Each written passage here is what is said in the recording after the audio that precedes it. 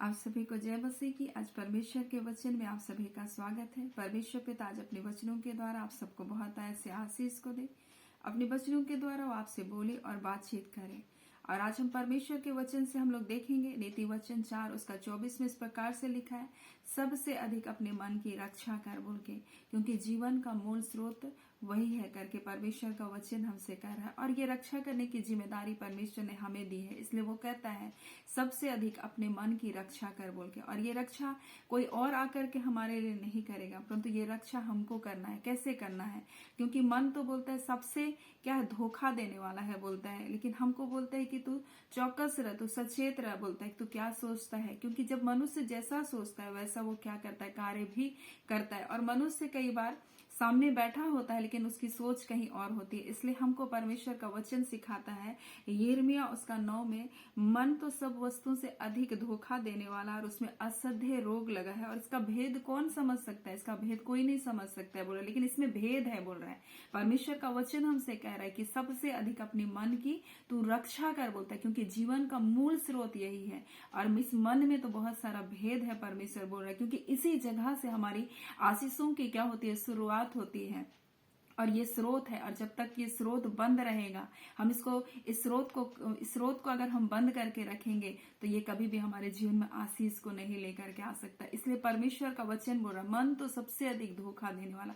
और ये तो मन तो मनुष्य को क्या करता है, झूठी बातों पर, झूठी कल्पनाओं पर और झूठी ऊंची बातों पर अपने मन को हमको लगाने के लिए क्या करता है, सोचने पर विवश करता है। इसलिए परमेश्वर का वचन 2 कुरिन्थी में बोलता है हर एक बोलते कल्पनाएं और एक ऊंची बातें जो मसीह के पहचान के विरुद्ध में उठती है, हम उसका क्या करते, खंडन करते। यानी कि हमारे मन में ऐसी भावनाएं, ऐसी कल्पनाएं, ऐसे विचार उत्पन्न होते हैं जो हमको मसीह की जो पहचान है उससे विपरीत हमको लेकर के जाती है। यानी हमारा एक नाप है, हम सबका एक नाप है जो मसीह के जैसा हमारा जीवन होना चाहिए।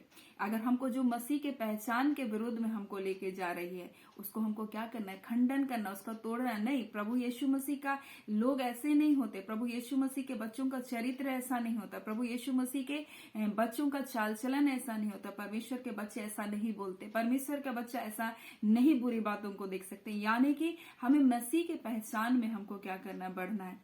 और इसलिए परमेश्वर का वचन कह रहा है सबसे अधिक अपने मन की तू रक्षा कर, क्योंकि जीवन का मूल स्रोत वही है। यानी वो सोता है, अगर हम सोता को बहने से हम रोक देंगे तो क्या होगा, हमारे जीवन में कभी भी आशीष नहीं आएगी। और ये सोता क्या है, हम लोग यूहन्ना में हम लोग देखते हैं, अगर 7 उसका 38-39 में अगर हम लोग पढ़ेंगे तो बोलते हैं ये वो पवित्र आत्मा है जिसके बारे में पवित्र शास्त्र में लिखा गया कि तुम्हारे हृदय से जीवन की जल की नदियां क्या हो जाएगी, बह निकलेगी। ये पवित्र आत्मा के विषय में, यानी हम पवित्र आत्मा को अपने जीवन में कार्य करना से रोक सकते हैं अगर हम अपने मन को कंट्रोल नहीं कर सकते, अगर हम मन को अपने नियंत्रण में नहीं कर सकते। क्योंकि ये मन तो बोलता है सद्य रोग है, इसमें नाना प्रकार के विचार आते रहेंगे, और हमको इसी मन को सही दिशा में सोचने के लिए और सही दिशा में बोलने के लिए हमको कार्य करना पड़ेगा।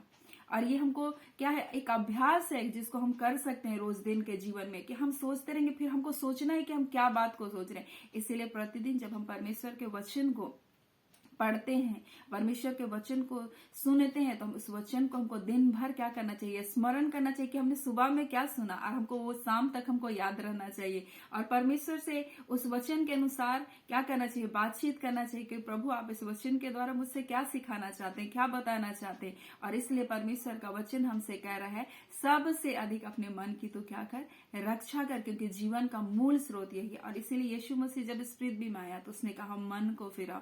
यूहन्ना ने भी यही प्रचार किया कि मन को फिराओ, क्योंकि मन में ही हमें क्या करता है, असह्य रोग लगा रहता है। और ये रोग जो है हमारे जीवन को क्या कर सकता है, नाश कर सकता है। रोग जब आता है तो कभी किसी का भला करके नहीं जाता है, वो क्या करता है, बीमारी को ला करके हमको मारने के लिए या हमको सुस्त कर देने के लिए, हमारे जीवन को क्या करता है, बीमार करने के लिए वो आता है। असह्य रोग है बोलता है, जिसका कोई इलाज नहीं है। लेकिन यहाँ पर हमको परमेश्वर का वचन कर रहा है, इसीलिए तो उसकी क्या कर, रक्षा कर।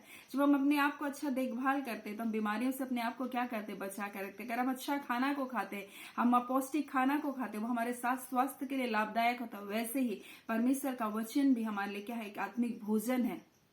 और हमको सही रीति से इसको क्या करना, अपने जीवन में लेना है, ताकि हमारे जीवन को क्या करे, ये बलवंत करे, आत्मा को ये बलवंत करे। इसलिए परमेश्वर का वचन हम लोग को 2 कुरिन्थी में बोल रहे हैं, हर एक ऐसी बोलता है कल्पनाएं, बोलता है एक मनुष्य कल्पनाओं को करता है, कल्पनाएं और ऐसी ऊंची बात जो मसीह के पहचान के विरुद्ध में उठती है, हम उसका क्या करते हैं, खंडन करते हैं। इस प्रकार से परमेश्वर का वचन कह रहा है। और यहाँ पर इसलिए बोल रहे, ये आत्मिक लड़ाई है, हमारे अंदर में उठने वाले विचार, हमारे मनों में उठने वाले ये विचार है, बोलता है। इसलिए बोल रहा है ये मूल स्रोत है, बोल रहा है ये पवित्र आत्मा के बारे में, और हम पवित्र आत्मा को कार्य करने से हम रोक सकते हैं। इसलिए परमेश्वर का वचन हमसे कहता है, इफिसी 4 को अगर हम लोग देखेंगे तो इस प्रकार से लिखा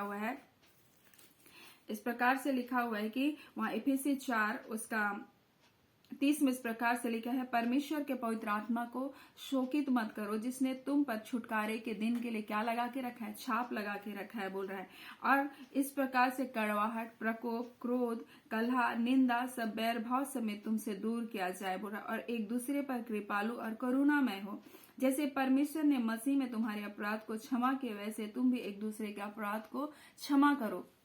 अगर हम क्रोध में, कड़वाहट में, कलह में और दूसरों को माफ ना करने वाले बातों में अगर हम रहेंगे, तो हम पवित्र आत्मा को क्या करते हैं, हम शोकित करते हैं।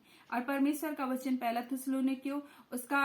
थिस्सलुनीकियों में हम लोग देखेंगे, उसका 5 उसका 19 में इस प्रकार से लिखा है कि पवित्र आत्मा को तुम क्या नहीं करो, बोलता है कि तुम मत बुझाओ, बोल के आत्मा को मत बुझा, यानी आत्मा बुझाई भी जाती है। और परमेश्वर का वचन कहता है कि हमें पवित्र आत्मा जो दिया गया, हमें नाप कर नहीं दिया गया, हमें को एक नाप में नहीं दिया गया कि किसी को ज्यादा और किसी को कम, ऐसा नहीं दिया। हर एक को पवित्र आत्मा दिया, यानी हम पवित्र आत्मा को प्रज्वलित कर सकते हैं, या पवित्र आत्मा को हम अपने कार्य के द्वारा हम उसको बुझा सकते हैं, उसको शोकित कर सकते हैं, उसको काम नहीं करने दे सकते, ऐसा है। इसलिए परमेश्वर का वचन हमसे कहता है कि हम पवित्र आत्मा को ना बुझाएं, बोल के हम पवित्र आत्मा को शोकित ना करे करके बोलता है।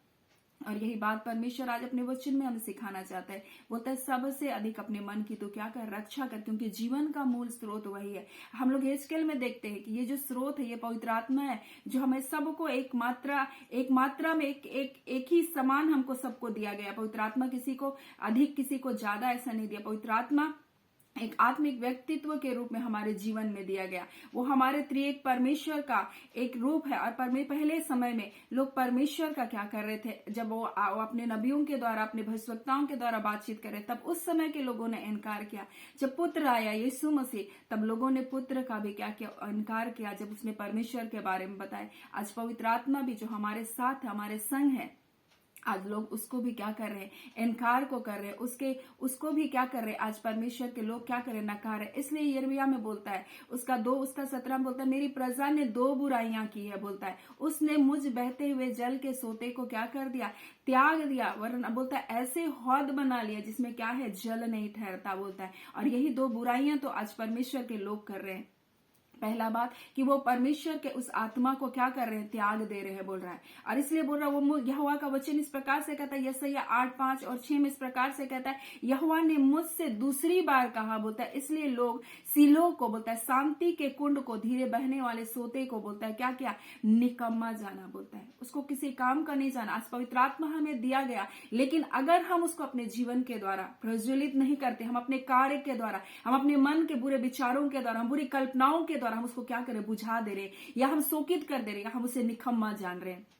इसलिए परमेश्वर आज अपने वचन के द्वारा हमें बताना चाहता है कि हमें अपने मन की रक्षा करना है, बोलता है, क्योंकि जीवन का मूल स्रोत यही है। यही वो सोता है। जब ये सोता बढ़ेगा तो यिर्मयाह के समान वो पहले टखनों में, फिर घुटनों में, फिर कमर में, फिर ऐसा हो जाएगा कि आपको तैर करके उसमें जाना पड़ेगा। यानी ये आत्मा हमारे जीवन में बढ़ता जाएगा, और जैसे जैसे ये बढ़ता जाएगा, बोलता वो जल का सोता जहां जहां गया वहां जीवन को उत्पन्न किया, लिखा है।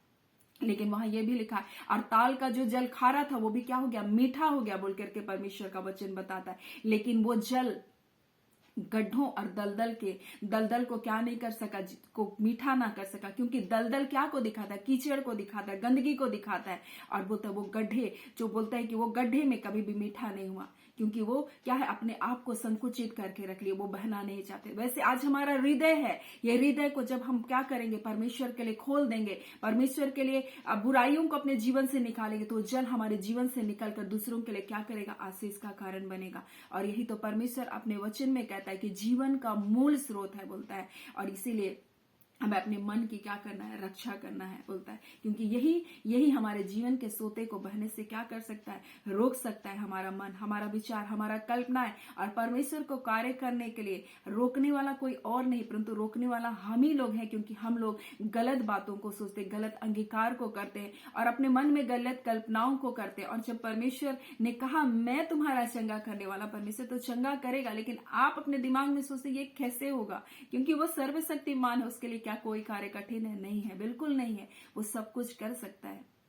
इसलिए परमेश्वर कहता है अपने वचन के द्वारा सबसे अधिक अपने मन की रक्षा कर, क्योंकि जीवन का मूल स्रोत वही है। और इसलिए उसका वचन में हम इस प्रकार से बोलता है कि मैं यहोवा मन को खोजता और हृदय को जांचता हूं, बोलता है, ताकि प्रत्येक जन को उसके चाल चलन के अनुसार क्या करूं, अर्थात उनके कामों के अनुसार उसको क्या दूं, फल दूं। सो परमेश्वर आज अपने वचनों के द्वारा हम सबसे बोले और बातचीत करे। आइए हम प्रार्थना करेंगे। धन्यवाद देते हैं प्यारे पिता परमेश्वर, प्रभु यीशु के नाम से पिता हम आपके निकटता, आपके हुजूरी में आते हैं पिता। आज के सुंदर समय के लिए, सुंदर दिन के लिए पिता आपका धन्यवाद देते हैं पिता। आपकी दया, आपका अनुग्रह से पिता एक नया दिन को, एक भोर के प्रकाश को खुदावन हम सब ने देखा प्रभु जी। और खुदावन परमेश्वर पिता सबसे बढ़कर प्रभु जो अपने वचन में अपने मन की तू रक्षा कर खुदान ये रक्षा करने की जिम्मेदारी, ये दायित्व हमको दिया परमेश्वर पिता, क्योंकि इसी जगह से प्रभु जी हमारे जीवन में आशीषें आ सकती है खुदान, हमारे जीवन से भलाइयां आ सकती है प्रभु। इसलिए खुदान आपका वचन कहता है खुदान हर एक ऐसी कल्पनाएं प्रभु जी, हर एक ऐसी भावनाएं खुदावन परमेश्वर, हर एक ऐसे पिता परमेश्वर प्रभु जी कार्य प्रभु जो हमें आपकी पहचान से प्रभु जी मसीह यीशु आपकी पहचान से दूर लेकर जाती है प्रभु, से खंडन करना, उसे अपनी जिंदगी से दूर करना है प्रभु जी। खुदावन क्रोध, कला, रोज, बैर भाव को, बढ़ती को प्रभु दूर करना है प्रभु। आपका वचन हमने सिखाया प्रभु, ताकि पिता हम आपकी आत्मा को सोकित ना करे, आपके आत्मा को कार्य करने से हम रोक देते हैं खुदान आपने आत्मा को ना बुझाओ खुदान परमेश्वर। इसलिए खुदावन हाँ पिता आपका वचन जिस प्रकार से कहता है प्रभु, उनके हृदय से जल के सोते फूट निकलेंगे खुदान, या आपका पवित्र आत्मा जिसम कार्य करने से रोक देते हैं खुदान। तो आज ऐसा अनुग्रह दे प्रभु, हर एक अपने मन की आज रक्षा करे खुदान। और परमेश्वर क्या सोच रहे प्रभु, व्यर्थ बातों को ना सोचने पाए, तो आपके वचन, आपकी प्रतिज्ञाओं को स्मरण करने पाए और ये विश्वास करने पाए खुदान, क्योंकि आपने जो कहा प्रभु वो पूरा होगा। क्यों, कैसे प्रभु, किस प्रकार से, ये नहीं प्रभु, तो आपके लिए सब कुछ इस बात को जानने पाए खुदावन परमेश्वर पिता। आज अपने वचन के द्वारा हर एक को आशीष को दिए प्रभु, हम आपका धन्यवाद देते खुदान। आज के दिन प्रभु अपने बच्चों की आप सुधि लीजिए, जहां कहीं आपके बच्चे जाते और आते हैं अपने कार्य में, अपनी शिक्षा में प्रभु जी, खुदान आप उनकी रक्षा करें प्रभु। उनके मार्गों में परमेश्वर अपने दूतों सरदूतों की छानी को दीजिए। हर प्रकार के अंधकार के कारण दुष्ट के जितनी युक्ति और योजना परिवारों के विरुद्ध, बच्चों के ऊपर, जवानों के विरुद्ध बनाई गई, यीशु के नाम से आपके बच्चों के जीवन से खंडित होने पाए खुदान। हर एक लोग प्रभु आपके आराधना स्तुति करते अपने जीवन को व्यतीत करे, अपना मन तेरी ओर लगाते हो प्रभु, अपने जीवन को व्यतीत करे खुदान। जो कार्य दिनचर्या का आपने दिया, हर एक रोजी रोटी के कार्य पर आशीष को दे, बरकत दे प्रभु। हर एक प्रभु जी अंधकार का कार्य, उनके कार्यों से प्रभु दूर होने पाए। हर एक रुकावट परमेश्वर, हर एक परमेश्वर पिता कार्य में बाधा आती है प्रभु, वो सारी बाधाएं यीशु के नाम से जाती रहे प्रभु। उनके हाथों के कार्य को आशीष और बरकत को दे खुदा। जितने घरों में रहती परमेश्वर महिला, उनको पिता शांति और आनंद से रखिए प्रभु। अपने परिवार की उचित देखभाल करने के लिए प्रभु जी आप उन्हें बल दीजिए प्रभु। हर प्रकार की निराशा और हताशा उनके जीवन से दूर कीजिए, क्योंकि ये जिम्मेदारी आपने उन्हें दिया है खुदावन परमेश्वर, ताकि वो परिवार को संचालित कर सके खुदावन प्रभु। जितने कार्य के लिए निकलते हैं परमेश्वर, आपके बेटे बेटियां हर एक को आशीष को दीजिए खुदावन प्रभु। हाँ पिता परमेश्वर, बुजुर्ग माता पिता को परमेश्वर आप संभालिए, ताकि अपने बच्चों को परमेश्वर आपके धर्म के मार्ग में अगुवाई कर सके पिता। ऐ खुदावन परमेश्वर प्रभु आपकी बातों को सिखा सके प्रभु जी। ऐसे माता पिता, ऐसे बच्चों को प्रभु पिता परमेश्वर आप तैयार कीजिए खुदावन परमेश्वर, जो आपके राज्य के लिए कार्य कर सके खुदाबन परमेश्वर पिता। हम सारी आदर आपको देते हैं पिता। प्रार्थना करते समय जितने रोग दुख बीमारी में है पिता, यीशु के नाम से प्रभु आपकी चंगाई को पाने पाए, जय छुटकारा यीशु के नाम से इनके जीवन में आने पाए खुदाबन परमेश्वर। आपका बहुत धन्यवाद आपके पवित्र वचन को जो आपके आज के दिन आपने दिया पिता, आपकी सहायता के लिए पवित्र आत्मा जो दिन भर आप हमारे लिए करने जा रहे प्रभु, आपके प्रेम के लिए पिता जो आपने हमें दिया पिता, आपका धन्यवाद करते। प्रार्थना हम यीशु के नाम से मांग लेते हैं, आमीन। परमेश्वर पिता आप सबको बहुत ऐसे आशीष को दे, आमीन।